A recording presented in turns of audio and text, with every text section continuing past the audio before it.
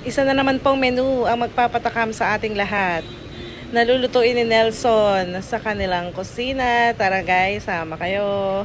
Ayan po ang mga sangkap na hinanda niya. Kamatis, sibuyas, siling berde at hiniwang kamyas. At ayan ang hipon. So alam niyo na kung ano. Sinigang sa kamyas na hipon. Wow! Nagpainit na nga siya ng mantika sa kawali at mag-uumpisa na siyang mag-isa. Una niyang nilagay ang sibuyas at ang susunod ay ang kamatis. Hindi siya naglagay ng bawang. Haluin lang mabuti at intayin maluto yung kamatis hanggang sa madurog to, yung para lasang-lasa siya sa ating sinigang. Susunod po, pag okay na yung kamatis, ihulog na ang hiniwang kamyas. Iintayin din natin lumambot yung kamyas para madali siyang durugin, para malasang-malasa yung katas niya sa sinigang na hipon. Mas masarap daw yung sinigang na hipon sa kamyas kaysa sa sinigang na hipon sa sampalok. Kayo ba guys, anong bet nyo? Kung ako papipiliin, mas bet ko to yung sinigang sa kamyas.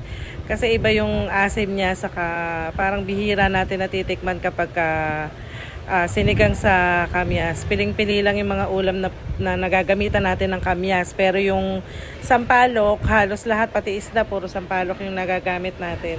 So back to sinigang. At kanina po nakita nyo, tinimplahan niya ng patis, hindi asin yung nilagay niya. Mas masarap daw dyan timpla pag patis. So yun po, after timplahan ng patis, tinakpan niya. Then nung binuksan niya po, medyo malambot na, kaya nadudurog-durog na po niya ng sandok yung kamyas. Ganito pala pagluluto sa kamyas, no, kailangan durog na durog yung kamyas para mas maasim. Ngayon lang kasi ako nakakita ng nagluluto sa kamyas. Si tita nagluluto din niya ng hipon sa kamyas. Pero hindi ko nakikita kung paano niya niluluto. Dito ko lang nakita kay Nelson na ganyan, nagigisa muna tapos dudurugin nga yung kamyas. Siguro iba-iba rin ang way ng pagluluto, pero itong pinapakita natin ng way ni Nelson, ganyan nga, kailangan durog na durog. Parang yung naramdaman mo nung iniwan ka ng jowa mo, Char. So, ayun nga po, nung nadurog na yung kamyas, tinakpan po niya para pakuluin ulit. And then after kumulo, nilagyan na niya ng tubig para yan yung magsisilbing sabaw natin mamaya. Pagkalagay nga niya ng tubig, tatakpan niya ulit yan ng mga 5 to 10 minutes lang. At pag kumukulo na, buksan mo na at haluin mo lang ng haluin. Makipagtitigan ka sa sandok. Hindi, tikman mo kung nalalasahan mo na ba yung asim. Pag feeling mo okay na, ilagay mo na yung hipon.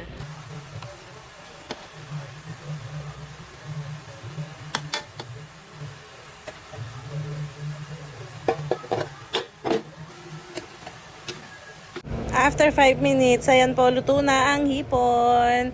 Mabilis lang naman pong maluto to, di ba, kahit pasingawan lang natin. So after maluto ng hipon, titikman na po ni Nelson. Asim kilig. Asim kilig yarn.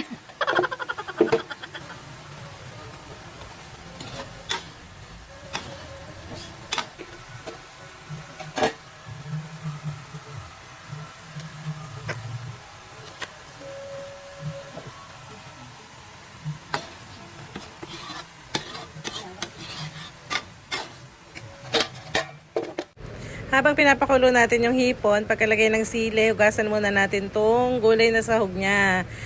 Kumuha siya ng kaunting kangkong para nga daw may kaunting berde sa ating sinigang. So ayan po, nilagay na niya yung kangkong. Madali lang din po itong maluto.